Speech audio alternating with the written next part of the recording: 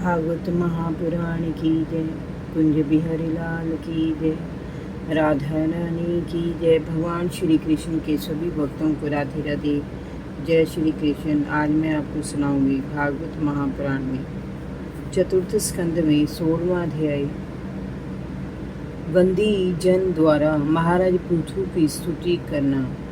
श्री मैत्री जी ने कहा, विदुर जी, महाराज पृथु के वचनों को सुनकर वंदी जन अत्यंत प्रसन्न हुए। मुनियों की प्रेरणा से वे राजा की प्रशंसा में गीत गाने लगे।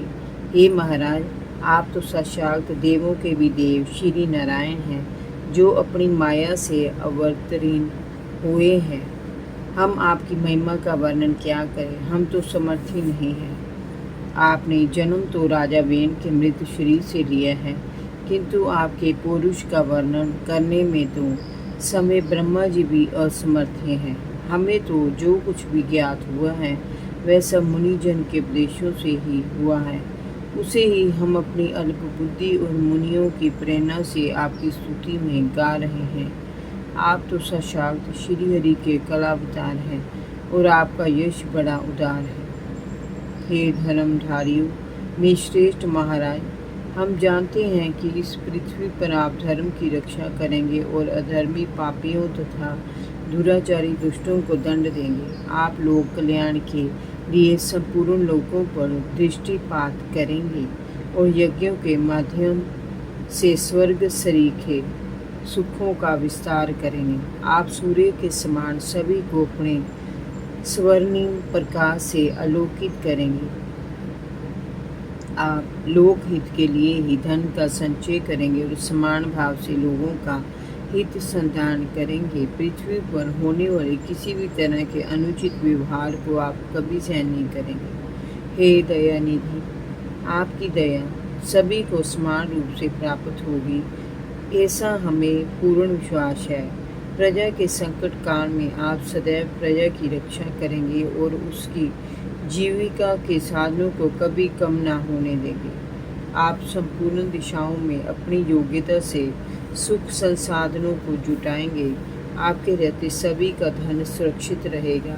आपके द्वारा प्रजा में सभी प्रकार के गुणों का प्रचार प्रसार होगा और आप सशक्त वरुण के समान सभी को जीवन प्रदान करने वाले होंगे। महाराज, आपका व्यक्तित्व अग्नि के समान है। शत्रुओं के बीच आपका पराक्रम अद्भुत होगा। आप सदैव सेना के आगे चलकर शत्रु का सामना करेंगे। आप शत्रु से कभी पराजित नहीं होंगे। जैसे आत्मा सभी प्राणियों में रहते हुए उनके क्रिया कलापों की प्रेरणा बनता है और उन कर्मों से तरसत व उदासीन भी रहता है, उसी प्रकार आप अपने गुप्तचरों द्वारा शत्रु की पूरी खबर रखेंगे और बाहर भीतर सभी स्थितियों पर दृष्टिपात करते हुए भी तटस्थ और उदासीन बने रहेंगे। वैसे ही जैसे आप कुछ जानते ही ना हो, आप अपनी निंदा और स्तुति के बीच सदा उदासीन बने रहेंगे। आप धर्म मार्ग पर चलते हुए दंड देते समय शत्रु पुत्र और अपने पुत्र में कोई भेदभाव नहीं रखेंगे। आप अपने सद्कर्मों से सारी पृथ्वी का शासन करते हुए प्रजा का पूरा रंजन करेंगे और ब्राह्मणों, वृद्धों, स्त्रियों, बच्चों, ज्ञानियों, कलाकारों, शरणागतों आदि की दृढ़ता के साथ सुरक्षा करेंगे तथा उनकी आवश्यकताओं की पूर्ति करते हुए उन्हें समय समय पर सम्मानित भी करते रहेंगे। राजन, हमें पूर्ण विश्वास है कि आप प्राय स्त्री को माता के समान समझेंगे, पत्नी को अर्धांगिनी का पद प्रदान करेंगे, प्रजा पर पिता के समान प्रेम रखेंगे और ब्रह्मवादियों के आप सेवक बनकर रहेंगे। दूसरे प्राणियों से आप वैसा ही प्रेम करेंगे जैसा कि आप अपने शरीर से करेंगे। दुष्टों को कठोर दंड और ज्ञानियों को उपहार देंगे। वैरागियों से हार्दिक प्रेम रखेंगे। आपने तीनों गुणों के अधिष्ठाता निर्विकार साक्षात श्री हरि के अंश से ही अवतार लिया है।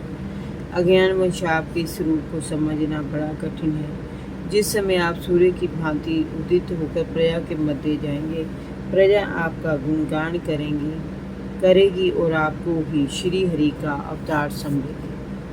आप इस पृथ्वी का दोहन करने वाले प्रथम राजा के रूप में प्रसिद्ध होंगे और कृषि के लिए इस भूमि को समतल करेंगे। रणभूमि में कोई भी आपके तेज को सह नहीं सकेगा। आप इस पृथ्वी पर 100 अश्वमेध यज्ञ करेंगे। राजन, अंतिम यज्ञानुष्ठान के अनुसार के अवसर पर इंद्र यज्ञ के घोड़े को हर ले जाएगा और आपके महल के उद्यान में आपकी ब्रह्मा जी के मानस पुत्रों सनत कुमार जी से भेंट होगी। उनकी निर्मल भक्ति की प्रेरणा से आपको वह ज्ञान प्राप्त होगा जिससे परब्रह्म की प्राप्ति होती है। इस प्रकार आपके यश का बखान सदियों तक प्रजा के मध्य होता रहेगा। जय जय श्री राधे। भागवत महापुराण की जय। कुंज बिहारी लाल की जय। भगवान श्री कृष्ण के सभी भक्तों को राधे राधे। जय श्री कृष्ण।